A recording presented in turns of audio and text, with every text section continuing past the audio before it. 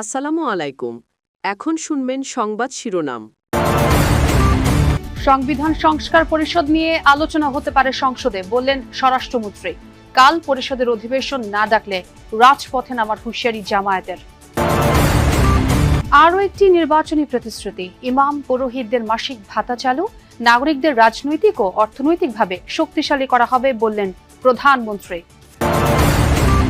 দ্বিতীয় সপ্তাহেও মধ্যপ্রাচ্যে যুদ্ধের উত্তাপ, এবার ২৫০০ মেরিন সেনা মোতায়েনের সিদ্ধান্ত যুক্তরাষ্ট্রের, ইরানের স্থল অভিযানের ইঙ্গিত।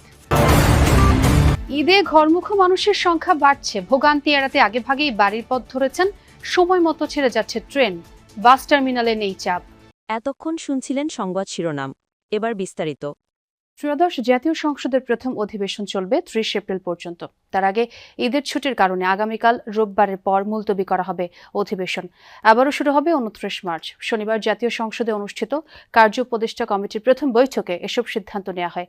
সিদ্ধান্ত হয় ৩০ দিনের সময়সীমার কারণে প্রথম অধিবেশনে নিষ্পত্তি করা হবে অন্তর্বর্তী সরকারের সময়ের ১৩৩টি অধ্যাদেশ। আর সংবিধান সংস্কার পরিষদ নিয়ে সংসদে আলোচনার কথা জানান সরকারের মন্ত্রীরা। সংসদ পরিচালনায় ত্রয়োদশ জাতীয় সংসদের প্রথম অধিবেশনের প্রথম দিনেই গঠন করা হয়েছিল ১৫ সদস্যের কার্য উপদেষ্টা কমিটি। শনিবার জাতীয় সংসদ ভবনের ক্যাবিনেট কক্ষে স্পিকার হাফিজ উদ্দিন আহমেদের সভাপতিত্বে কমিটির প্রথম বৈঠক অনুষ্ঠিত হয়। এতে অংশ নেন প্রধানমন্ত্রী তারেক রহমান, বিরোধী দলীয় নেতা শফিকুর রহমান সহ অন্যান্য সদস্যরা। বৈঠকে আগামীকাল রোববার অধিবেশন মুলতবির সিদ্ধান্ত হয়। ঈদের পর ২৯ মার্চ থেকে আবারও বসবে সংসদ, চলবে পুরো এপ্রিল জুড়ে। বৈঠকে সিদ্ধান্ত হয় বিগত অন্তর্বর্তী সরকারের সময়ে জারি করা ১৩৩টি অধ্যাদেশ নিয়ে। এসব অধ্যাদেশ যাচাই বাছাইয়ে একটি আলাদা কমিটি কাজ করছে বলে জানান আইন ও স্বরাষ্ট্রমন্ত্রী। বৈঠকে সিদ্ধান্ত হয় রাষ্ট্রপতির ভাষণের উপর আলোচনা হবে ৫০ ঘন্টা। এ আলোচনায় অংশ নিলেও ধন্যবাদ জানাবে না বিরোধী দল, জানান হুইপ নাহিদ ইসলাম। সংবিধান সংস্কার পরিষদ নিয়ে বৈঠকে আলোচনা হয়নি, তবে জামায়াত জোটের আন্দোলনের হুঁশিয়ারি প্রসঙ্গে স্বরাষ্ট্রমন্ত্রী জানান এ বিষয়ে আলোচনা হবে সংসদে। বৈঠকে জানানো হয় এই অধিবেশনে প্রধানমন্ত্রীর জন্য ৮টি এবং অন্যান্য মন্ত্রীর জন্য প্রশ্ন পাওয়া গেছে ৪৬০টি। সিদ্ধান্ত হয় সরকারি ছুটির দিন ছাড়া প্রতিদিন অধিবেশন বসবে বিকাল ৩টায়। আগামীকাল সংবিধান সংস্কার পরিষদের অধিবেশন ডাকার উদ্যোগ না নিলে রাজপথে কঠোর আন্দোলনে নামবে জামায়াত নেতৃত্বাধীন ১১ দলীয় ঐক্য। একথা জানিয়েছেন জোটের লিয়াজো কমিটির সমন্বয়ক হামিদুর রহমান। দেশের প্রায় ৬,০০০ উপাসনালয়ের ধর্মীয় নেতৃবৃন্দকে মাসিক ভাতা দেওয়ার কার্যক্রম শুরু করলেন প্রধানমন্ত্রী তারেক রহমান। পাইলট প্রকল্প উদ্বোধনের পর তিনি বলেন, নাগরিকদের অর্থনৈতিকভাবে স্বাবলম্বী করতেই চালু হচ্ছে এসব সেবা। জানান, ভোটারকালীন নখ থেকে মোছার আগেই প্রতিশ্রুতি বাস্তবায়ন শুরু করেছে সরকার। সোমবার থেকে জাতীয় খাল খনন কর্মসূচি এবং পহেলা বৈশাখ থেকে কৃষক কাঠ দেওয়ার কথা বলেন প্রধানমন্ত্রী। দায়িত্ব নেয়ার ১ মাসের মধ্যে এবার ইমাম, মুয়াজ্জিন, পুরোহিত, বিহারের অধ্যক্ষ ও যাজকদের জন্য মাসিক ভাতার ব্যবস্থা করেছে সরকার। সকালে রাজধানীর ওসমানী মিলনায়তনে পরীক্ষামূলক এই কার্যক্রমের উদ্বোধন করেন প্রধানমন্ত্রী তারেক রহমান।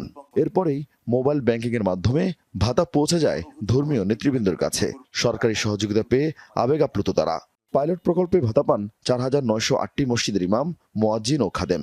একই সাথে ৯৯০টি মন্দিরের পুরোহিত, সেবায়েত, ১৪৪টি বৌদ্ধ মন্দিরের অধ্যক্ষ, উপাধ্যক্ষ। এই প্রকল্পের আওতায় প্রতিটি মসজিদের জন্য ১০,০০০ টাকা নির্ধারণ করা হয়েছে। এর মধ্যে থেকে ইমাম ৫,০০০, মুয়াজ্জিন ৩,০০০ ও খাদেম ২,০০০ টাকা করে পাবেন। বাকি উপাসনালয়ের জন্য থাকছে ৮,০০০ টাকা, যা থেকে পুরোহিত বা অধ্যক্ষ ৫,০০০ ও সহকারী পাবেন ৩,০০০ টাকা।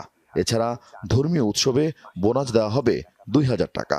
৩৯৬টি গির্জার যাজক সহকারীদের জন্য সম্মানী রাখা হলেও খ্রিস্টান সম্প্রদায়ের ক্যাথলিক ধারার অনুসারী যাজকরা ভাতা নিতে ধর্মীয় বিধিনিষেধের কথা জানান।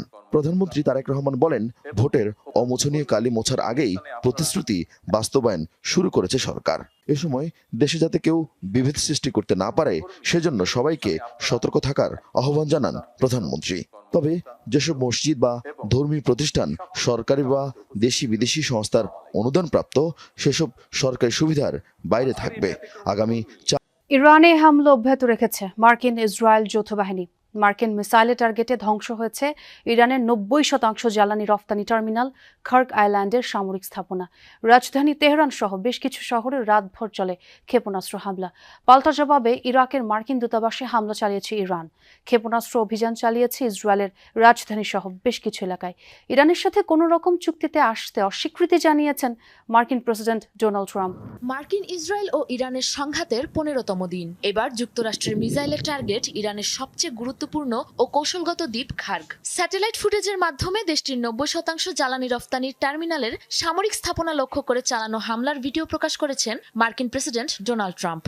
খার্গের পাশাপাশি যৌথ বাহিনীর মিসাইল হামলায় বিপর্যস্ত রাজধানী তেহরান সহ ইরানের বেশ কয়েকটি এলাকা।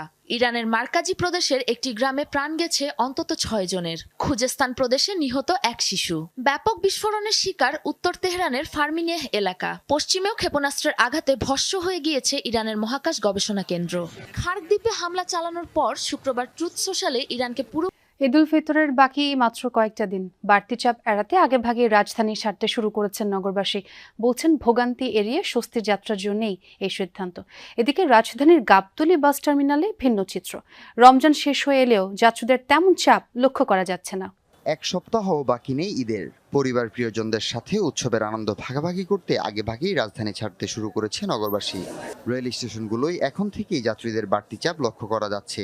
বলছেন ছুটি শুরুর কয়েকদিন আগে যাত্রা শুরু করলে তুলনামূলক স্বস্তিতে বাড়ি পৌঁছানো যায়। সকাল 9টা পর্যন্ত মোট 11টি ট্রেন কমলাপুর স্টেশন ছেড়েছে। এর মধ্যে ঢাকা থেকে চট্টগ্রামগামী মহানগর প্রভাতী প্রায় 1 ঘন্টা দেরিতে ছাড়ে। তবে অন্য ট্রেনগুলো নিয়মিত বিরতিতে স্টেশন ত্যাগ করে। তবে ভিন্ন চিত্র ছিল রাজধানীর গাবতলী বাস টার্মিনালে। ঈদ ঘনিয়ে এলেও তেমন যাত্রী চাপ লক্ষ্য করা যায়নি। পরিবহন সংশ্লিষ্টরা বলছেন ছুটি পুরোপুরি শুরু না হয় এবং অনেকেই কর্মস্থলে ব্যস্ত থাকায় ফাঁকা গাবতলী বাস স্টেশন। 17 তারিখ থেকে সরকারি ছুটি শুরু হলেই ট্রেনের পাশাপাশি বাস টার্মিনালগুলোতেও বাড়বে যাত্রীদের চাপ। ঈদে কোনোভাবেই লোকাল বাস দূরপাল্লার গন্তব্যে যাত্রী বহন করতে পারবে না। সেই সাথে ফিটনেসবিহীন লক্কর ছক্কর গাড়ি নামালে আইনানুগ ব্যবস্থা নেওয়ার হুঁশিয়ারি ঢাকা মেট্রোপলিটন পুলিশ প্রধানের। কোন অবস্থাতেই যাত্রীদের দুর্ভোগ হয় এমন কাজ করা যাবে না বলেও জানান তিনি। সকালে গাবতলী বাস টার্মিনালে বাস মালিক ও শ্রমিকদের সাথে মতবিনিময় সভায় এমন মন্তব্য করেন পুলিশ কমিশনার মোহাম্মদ সরওয়ার। ঈদযাত্রা নির্বিঘ্ন করতে পরিবহন মালিক শ্রমিকদের সাথে মতবিনিময় সভা। ভোক্তা অধিদপ্তর সহ মোবাইল কোর্টের সমালোচনা করেন পরিবহন নেতারা। শনিবার গাবতলীর সভায় যোগ দিয়ে পুলিশ কমিশনার সাফ জানান, গত 2 ঈদের মতো এবারও যাত্রীদের স্বস্তিদায়ক পরিবেশ দিতে হবে। কোনো অবস্থাতেই লক্কর ঝক্কর পুরাতন বাস সড়কে নামানো যাবে না। লোকাল গাড়ি দূরপাল্লার রুটে চলতে দেওয়া হবে না। পুরাতন গাড়ি রং করে নামলে রুট পারমিট বাতিলের কথাও বলেন ডিএমপির 2 অতিরিক্ত কমিশনার। পুলিশকে আশ্বস্ত করে বাস মালিক শ্রমিক ঐক্য পরিষদের নেতারা জানালেন, যাত্রী ভোগান্তি কমাতে সর্বোচ্চ আন্তরিকতা দিয়ে কাজ করবেন তারা। পরিবহন সেক্টরে চাঁদাবাজির বদনাম দূর করতে শ্রমিকদের প্রতি আহ্বান জানান এই শ্রমিক নেতা।